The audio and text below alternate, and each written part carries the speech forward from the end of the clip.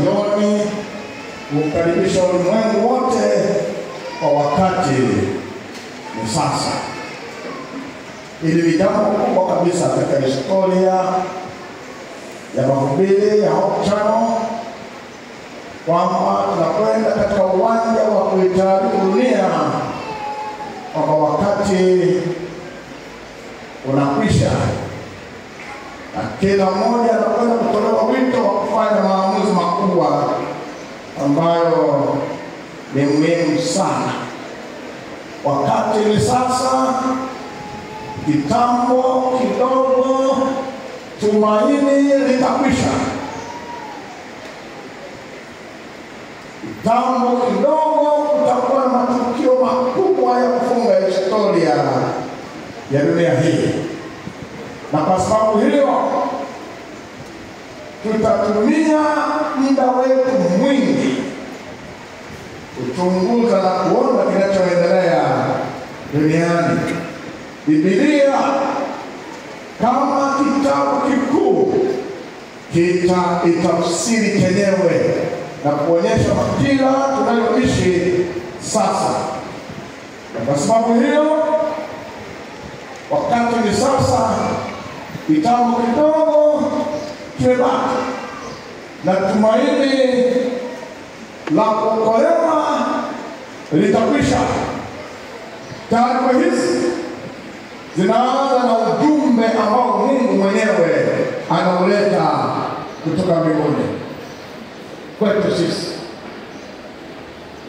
Wakati kila sehemu ya maisha yako imekosa mwelekeo, unapita katika vipindi vigumu kuliko katika maisha yako, wakati kila unayoendea hakupi jibu lenye maana na lenye tumaini, wakati hakuna mwenye majibu ya mashaka yako, na kutangazia kwamba hata kuhangaika, wakati ni sasa.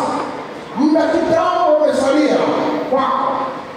Fanya maamuzi wakati ungalipo bado. Niko tumaini bado kidogo. Angaikia wokovu wako usije ukachelewa. Na hilo ndio kusudi la mkutano wa Injili unaohubiriwa toka hapa Zingo, Mombasa, Kenya, kwenda katika dunia nzima, ili watu wa Mungu mahali walipo wafanye maamuzi yao ya mwisho. Bwana ametuma kukutangazia rasmi kwamba wakati ni sasa. Muda kitambo historia ya dunia hii itafungwa. Hii ni taarifa kutoka kwake yeye aliyeziumba mbingu na nchi na vyote vilivyomo. Huu ndio wakati muhimu sana wa kila mmoja kufanya maamuzi. Kisa kimesimuliwa katika Biblia. Mfalme mmoja aliyeishi Babeli ya zamani, Iraki ya leo, huko Baghdad, akiwa kiongozi wa dola kuu iliyowahi kutawala dunia nzima tangu mwaka wa 605 mpaka 539 kabla ya Kristo kuzaliwa. Mfalme huyo alikuwa na mashaka na wasiwasi. Pale alipoota ndoto ya sanamu iliyokuwa ya ajabu sana kwake. Wasiwasi wa mfalme ulitokana kukosekana kwa mtu kuitambua kisha kumpa tafsiri iliyo sahihi. Jambo hili lilimtisha sana kiasi cha kumfanya akose usingizi. Aliita makundi ya wale walioamini sana, ambao hapo nyuma walikuwa washauri wake katika mambo magumu. Na Biblia inasema kama katika kitabu cha Danieli sura ya 2 fungu la 2 na fungu la 27, inasema wenye hekima waganga au waliwaita. Alipoitwa Danieli Belshaza, aliyejulikana kama mtumishi wa Mungu aliye hai na aliye juu sana mbinguni,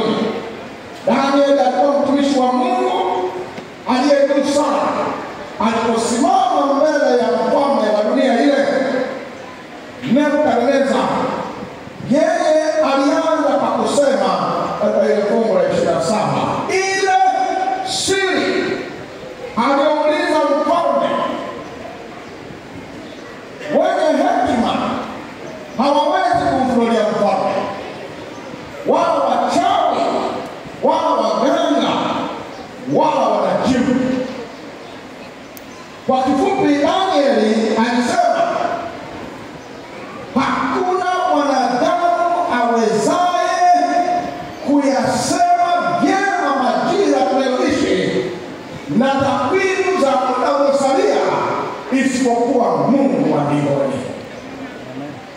Danieli alikuwa anasema tumaini la kweli haliwezi kupatikana kwa wenye hekima wa dunia hii, wachawi na waganga na wanajimu. Katika fungu la 28 akasema yuko Mungu mbinguni afunuaye siri, naye amemjulisha mfalme Nebukadneza mambo yatakavyokuwa siku za mwisho. Mtaala wetu unakwenda kugusa mambo ya siku za mwisho. Tunakwenda kutambaa taratibu katika mambo yanayofunga historia ya dunia hii. Wakati ni sasa, wakati wa kufanya maamuzi, wakati wa mtu kujitoa, wakati wa mtu kuangalia historia yake na kufanya mapinduzi makubwa. Na ndio maana ya mkutano huu. Maandiko yanasema, Danieli anasema yuko Mungu mbinguni afunuaye siri. Yuko Mungu mbinguni. Mfalme huyu kwa nyakati tofauti alishuhudia ukuu wa Mungu katika maisha yake, na baadaye alikuwa na haya ya kusema aliyoyaandika kwa mkono wake na yakaingizwa katika Biblia.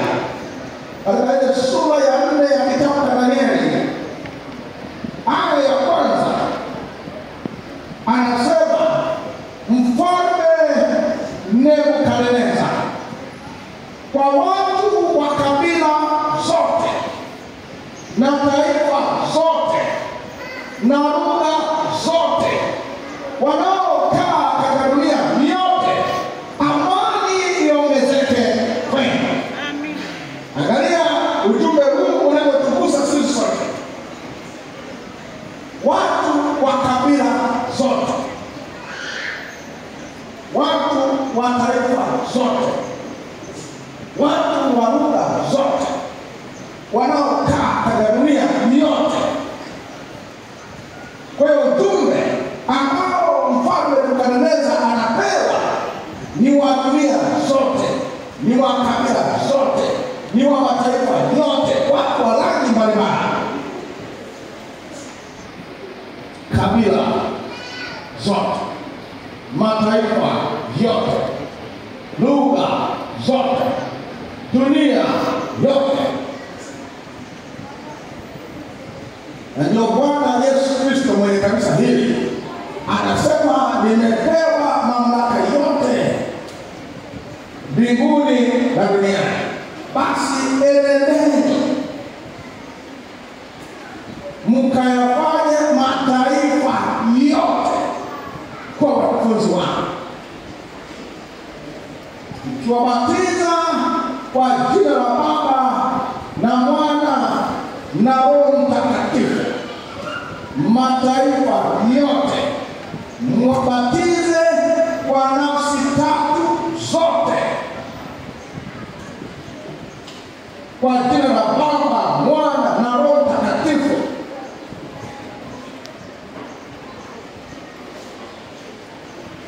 Na kuwafundisha kuyashika yote niliyowaamuru. Tazama mimi niko nanyi siku zote hata ukamilifu wa dahari. Kwa hiyo Nebukadneza anaambiwa, anasema mambo haya makubwa nayo yaandika testimony nayotoa mbele zenu, yende kwa kabila zote, kwa mataifa yote, kwa lugha yote zote na kwa dunia yote. Katika fungu la pili, ndani ya ile fungu la pili anasema mimi nimeona vyema kutangaza habari za ishara na maajabu aliyonitendea Mungu aliye juu. Ishara zake ni kubwa kama nini, maajabu yake yanaweza kama nini, ufalme wake ni ufalme wa milele, na mamlaka yake ni kizazi hata kizazi. Haya maneno yanasemwa na mfalme ambaye hapo kwanza alikuwa mpagani, asiyemjua Mungu. Lakini wakati ulipofika akautumia vizuri.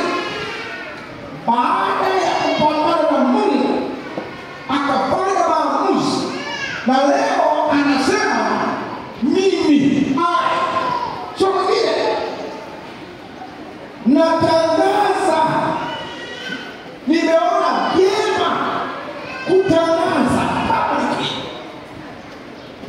ishara na maajabu aliyonitendea Mungu aliye juu sana. Alafu anataka kutueleza mambo aliyotendewa. Anasema ishara zake ni kubwa kama nini.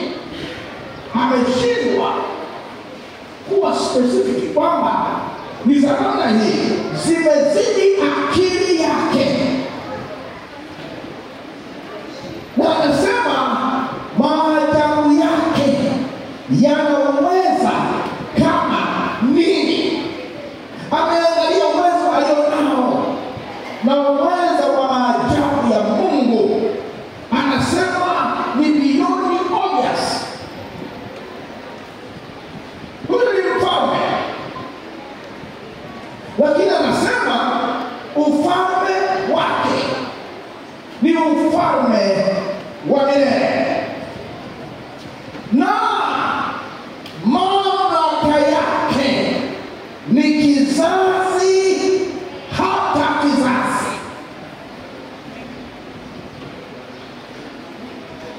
Mambo haya kubwa kabisa. Huyu ndiye mkuu aliye na mamlaka, aliye na majira, aliye na wakati, ambaye katika mkutano huu tunakwenda kuona majira ya kukaribia sana na nyumbani. Huyu ndiye wanafunzi wanamwambia Yesu, je, huu ndio wakati unawapa Israeli ufalme? Halafu Yesu anasema si kazi yenu kujua siku na saa aliyoweka mikononi mwa Baba, lakini mtapokea nguvu akisha kuajilia Roho Mtakatifu juu yenu. Mwenye majira, mwenye wakati anataka katika kutano hili kubwa kwa siku zote kutujulisha tulipo katika historia ya dunia hii. Tunapokaribia nyumbani, anataka kufunua historia yetu hatua kwa hatua. Kwa mtu atapuuza, bila shaka atambue kwamba atakuwa ameanza anguko la mambo yake yote bila kitu chochote kusalia. Anguko lake litakuwa kubwa. Kama nimekuwa familia, ni baba wa familia, atakuwa ametumbukiza familia yake yote katika matatizo makuu yasiyoweza kutatulika mpaka atakapojifunza wakati tulio nao. Habari gani? Kama ni mkuu wa kiwanda, atakuwa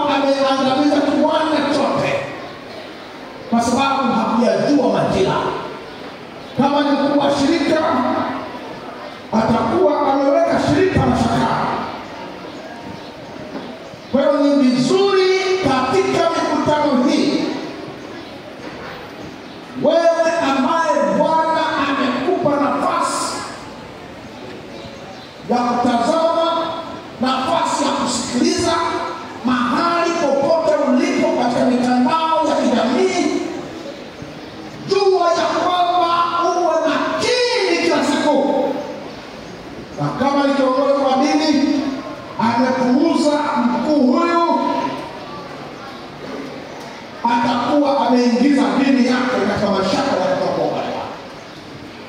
Na kama ni mkuu wa taifa lenye nguvu sana duniani, atakuwa ameangamiza taifa lake. Ikiwa mkuu huyo utampuuza, utakuwa umeshika kujua majira na wakati ambao Bwana ameweka wazi mbele zetu. Muulize Farao alipohoji, Bwana ni nani? Hata nimsikilize sauti yake. Na kwamba Israeli uliza waende zao. Kusoma Kutoka 5 fungu la 2. Farao alihoji, Bwana ni nani? Wakati Musa anamwambia wakati ni sasa, Bwana anasema wataruhusa watu wangu. Sasa Bwana ni nani? Mimi simjui Bwana, wala sitawapa Israeli ruhusa waende zao. Muulize. Mwisho wa hoja yake ndio ulikuwa mwanzo wa anguko lake mwenyewe na taifa lake na watu wake. Bwana akatuma watumishi wake katika lugha inayoitwa mapigo 7 ya mwisho kumpa nidhamu Farao mwenye kiburi. Maji yakawa damu. Akatuma mtumishi wa pili, Yura, Lot, kila sehemu. Chura ni wa kawaida, lakini wakizidi wote hapo wakijaza chura hawezi kukaa. Kwa Farao nyumbani chura, akienda chooni chura, akienda jikoni chura, wakiweka chakula ajana wamejaa chura tayari. Bwana akatuma mtumishi wa 3, chawa. Ana wengi chawa kila sehemu. Akatuma mtumishi wa 4, nzi kila sehemu, nzi. Akatuma mtumishi wa 5, tauni, gonjwa mbaya. Wanyama wote wakafa. Akatuma mtumishi wa 6, majibu. Watu wakaua majibu. Daktari wana majibu, wagonjwa wana majibu, na yeye Farao wana majibu.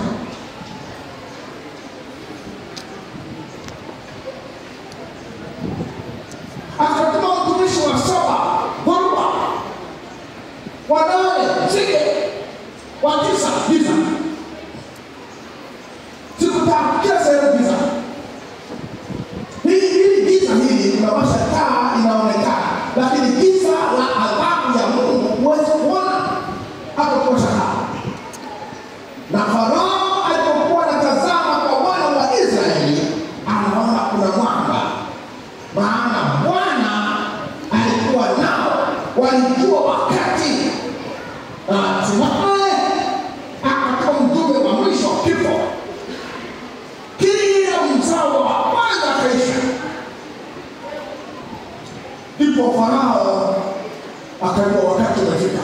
Ikiwa mzao wangu amekufa, akasema Musa yuko wapi? Na Haruni wakwambia waje.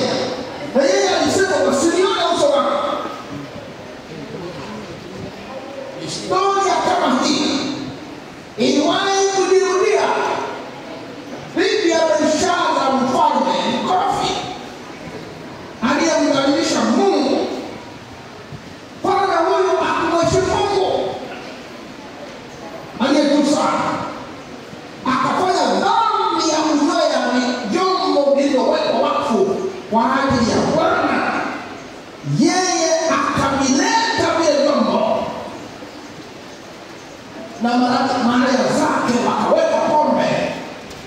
wakinywea. Saa hiyo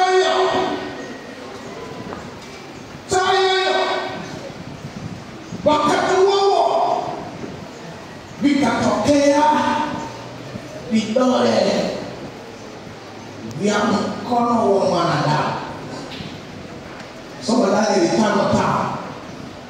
Vidole na mkono bila kiwiliwili, bila kichwa, bila nini. Hivi Mungu akatuma tu mkono, vidole na kiganja. Unajua Mungu tumemchezea. Leo ukifika nyumbani, yule paka uliyemwacha nyumbani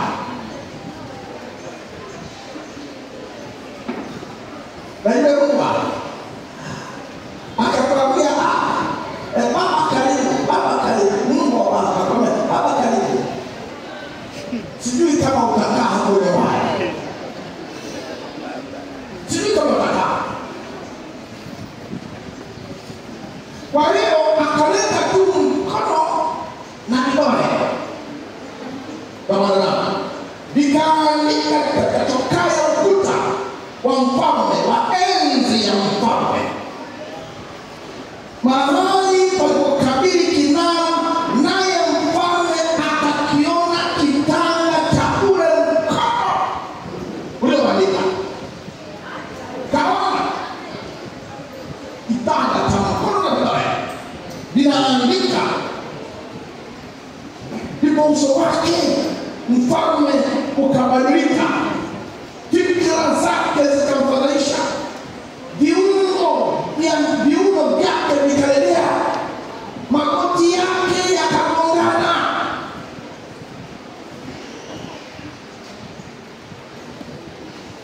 Mambo manne Mungu akayafanya kwenye mwili wa mfalme. Uso ukabadilika, fikra, akili zikachanganyikiwa, viungo ambapo ndipo nguvu zako zilipo vikalegea, magoti yakaanza kutetemeka. Kwa rais ya kiungwana, hapa hakuna mfalme,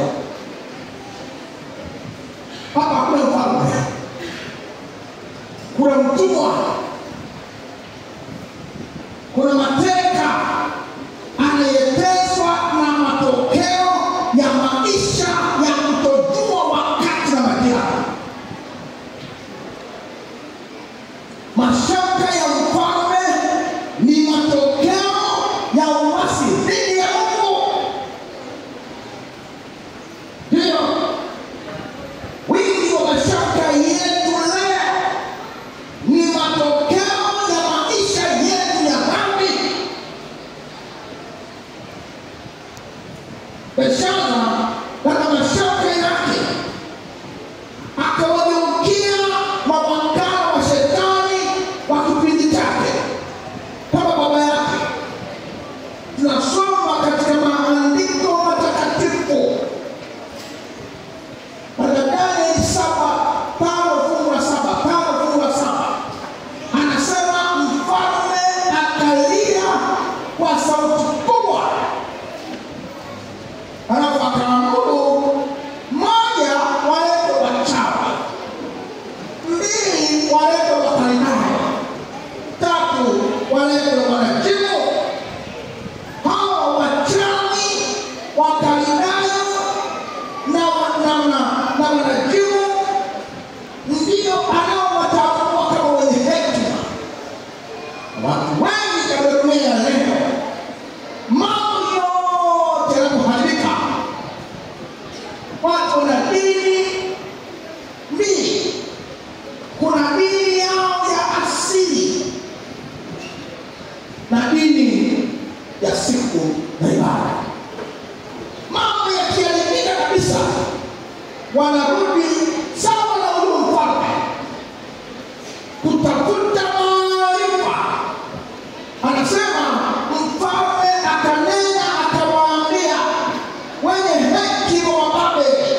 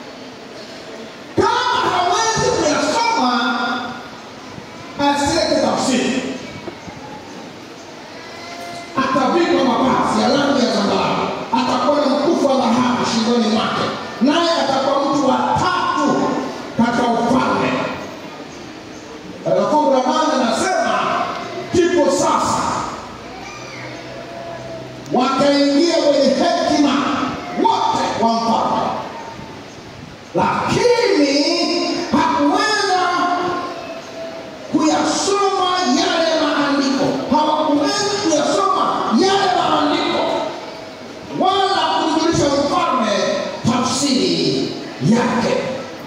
Ndipo mfalme Belshaza akahangaika mno sana, uso wake ukabadilika, na wakuu wake wakaona faraha. Wakati umekaribia, ndipo Malkia mke wa mfalme Nebukadneza, kama tungetumia lugha ya sasa, huyo ni mama wa Belshaza, maana Belshaza na baba yake Nabonidus, alafu ndipo anakuja mfalme Nebukadneza anamzaa Nabonidus anamzaa Belshaza. Kwa hiyo huyu ni Malkia aliyewahi kumwona Danieli akimtafsiria mfalme ndoto ile ya sanaa. Akaingia katika sherehe uliotoka kwa msiba, Danieli 5:11 sema yuko, akasema yuko mtu katika ufalme wako ambaye roho ya miungu watakatifu inakaa ndani yake, na katika siku za baba yako nuru na fahamu na hekima zilionekana ndani yake, na mfalme Nebukadneza baba yako na mfalme baba yako akamfanya kuwa mkuu wa waganga na wataondoleka na Wakaldayo na wanajimu wote hawa, akasema watakuwa chini ya huyu. Sasa kwa lugha rahisi, uwezo wake unazidi walionao wachawi, Wakaldayo na wanajimu uliowaleta, kwa kuwa roho njema kupita kiasi na maarifa na ufahamu na uwezo wa kufasiri ndoto na kufunua maneno ya fumbo na kufungua mafumbo, roho kupita kiasi ya maarifa na ufahamu na uwezo wa kufasiri ndoto na kufunua maneno ya fumbo na kufungua mafumbo zilionekana katika Danieli huyo ambaye mfalme alimwita Belteshaza. Basi na aiwe Danieli, naye akaoleza tafsiri ya mfalme. Mkutano huu makini, tutapenda kwenye mafumbo makubwa ya wakati wa mwisho. Amen. Tutapenda kwenye maarifa sahihi ya kujua wakati wa mwisho. Nimesikia siku za karibuni hapa watu wakisema mwaka 2031 Yesu anakuja. Na hakika hapa Kenya, hata katika mkutano huu wako wanaosubiri mwaka 31 Yesu aje. Subiri kidogo. Tutakwenda kwenye maarifa, kwenye ufahamu, kwenye uwezo wa kibiblia wa kutafsiri maandiko na kufunua maneno ya mafumbo na kufungua, ili watu wa Mungu wasipate shida. Basi na aitwe katika fungu la 15 Danieli 5 anasema ndipo Danieli akaletwa mbele ya mfalme, na mfalme akasema, akamwambia Danieli, wewe ndiwe Danieli yule aliye mmoja wa wana wa Yuda waliohamishwa, ambao baba mfalme baba yangu aliweka huko kutoka Yerusalemu. Huyu mfalme ni mbuzi, yeye yuko kwenye hali ya hatari ya kufa, alafu anaanza kumwambia mambo ya kijinga Danieli. Anasema wewe ndiwe yule Danieli mmoja wa wana wa Yuda, yani wewe ni mtumwa, ni mtumwa, ni watumwa waliotolewa Yerusalemu. Hivi ni utumwa kati ya Danieli na wewe unayetetemeka.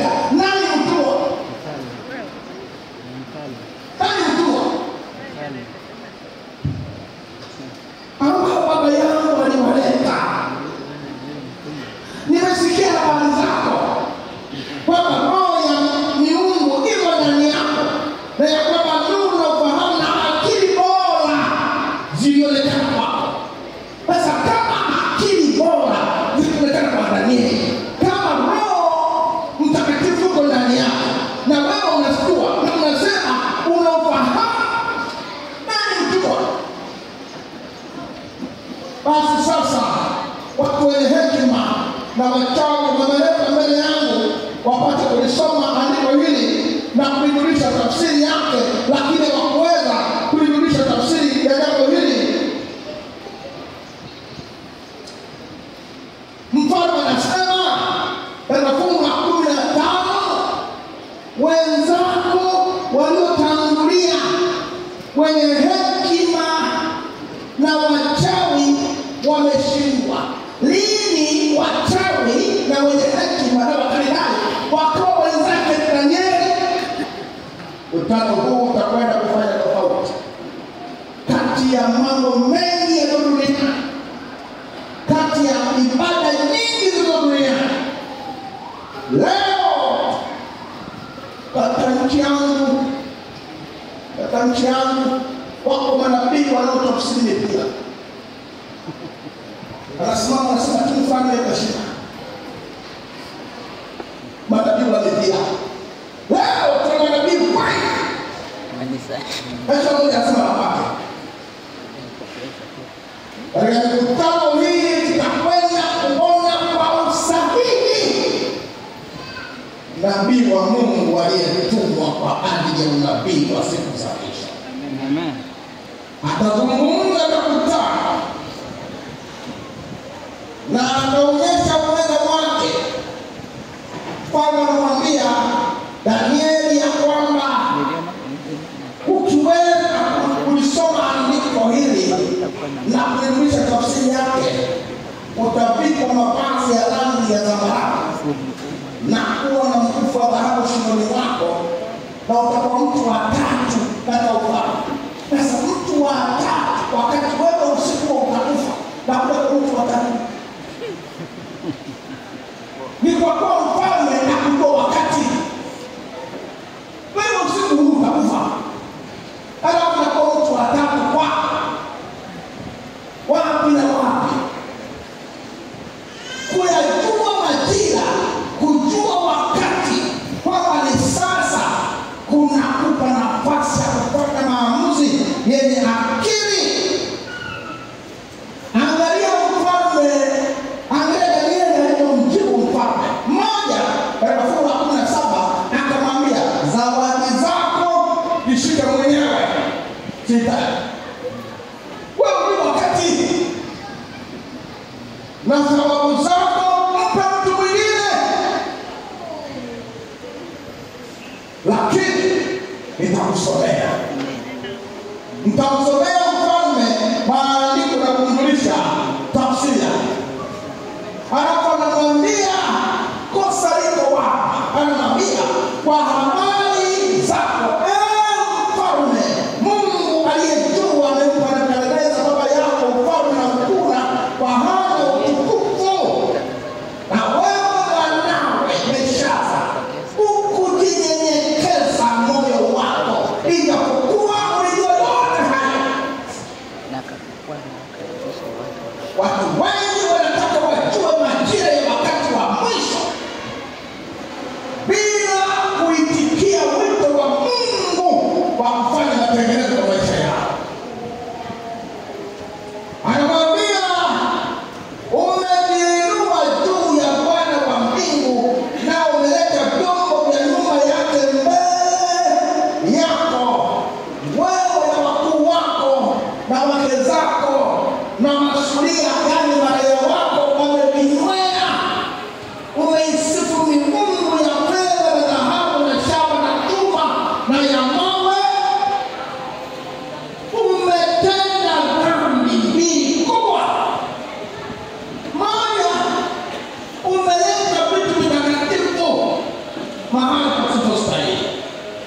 Mbili, umevitumia kuabudu miungu wasiokuwa Mungu, wasioona wala kusikia wala kujua neno lolote, na mtu yule ambaye pumzi yako ili mikononi mwako na njia zake zote ukumtukuza. Ndipo kitanga cha ule mkono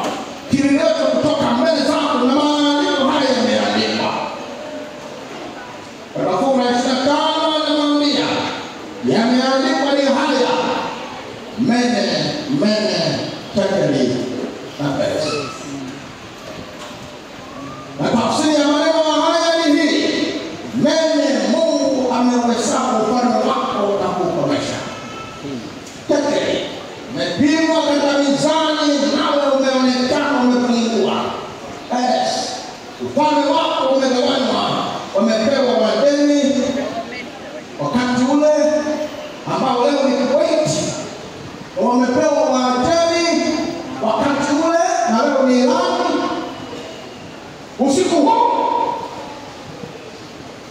watakuchukua, utakufa. Na katika fungu la 30 anasema usiku huo mfalme Belshaza mfalme wa Wakaldayo akauawa. Huyo ndiye Belshaza aliyesema utakuwa watatu.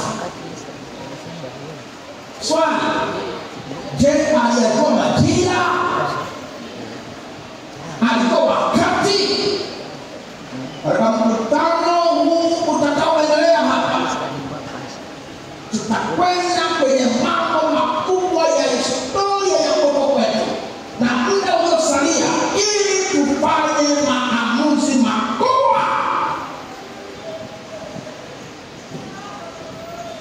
Siku moja nilikuwa mchungaji, nilihamishwa na kupelekwa sehemu.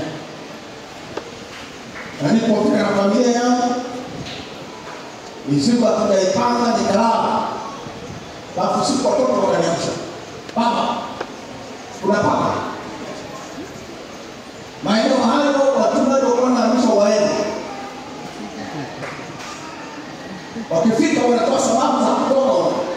Basi nikanenuka, nisema kuna paka.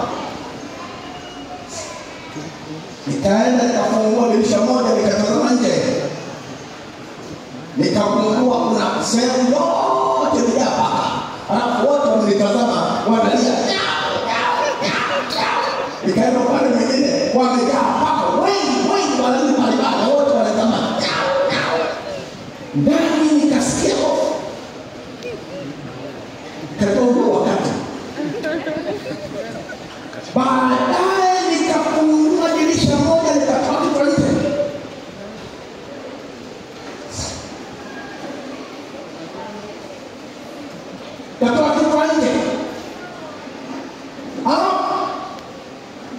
Nikazungumza kwamba najua nyinyi akili yenu sio nzuri sana. Nimekuja leo, ninyi mli wote mkusanyika, mnashindana na mimi. Amen. Na hamjui aliyenituma. Sasa ninawapa amri ya kuondoka mara moja. Msipoondoka nitakachowapata msilalamike.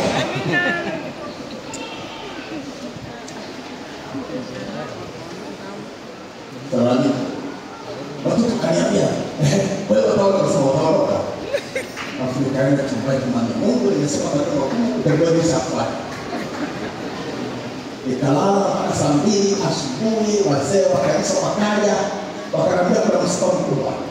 Cut the story short, nikaenda msibani, wakasema tutakutambulisha hapa. Nikakuta watu wengi na upande mmoja umejipanga wazee wa weusi. Wakaniambia tuanze kwa hao kuwasalimia. Nilipofika kuwasalimia wazee wote kama 50 wote wakanyanyuka, wakaniambia shikamoo. Mimi kijana huyo, hao wazee wananiambia shikamoo. Nikaona haya ni mambo mageni. Kazika tukamaliza na siku ya 5 wazee wakaja wakaniambia usiku ule wachawi walikuwa na mkutano mkuu hapa, wote kutoka sehemu mbalimbali za dunia. Na ilikuwa inabidi watoe kafara ya mtu mmoja mgeni ambaye ulipatikana kwa leo. Wanasema ulitoka nje ukawapokea. Nikasema sikutoka nje. Wakasema ulioje ya kwamba mkirudi hapa. Nikasema niliyasema. Wanasema sasa kiongozi wao alikwenda akarudi na ukatoka ukamwangamiza kabisa. Moto ulifurika eneo hili. Na ndio maana there was no healing of the body. Wakati ni sasa. Amen. Mama anasema nataka kujua majira, asimame basi. Nataka nijue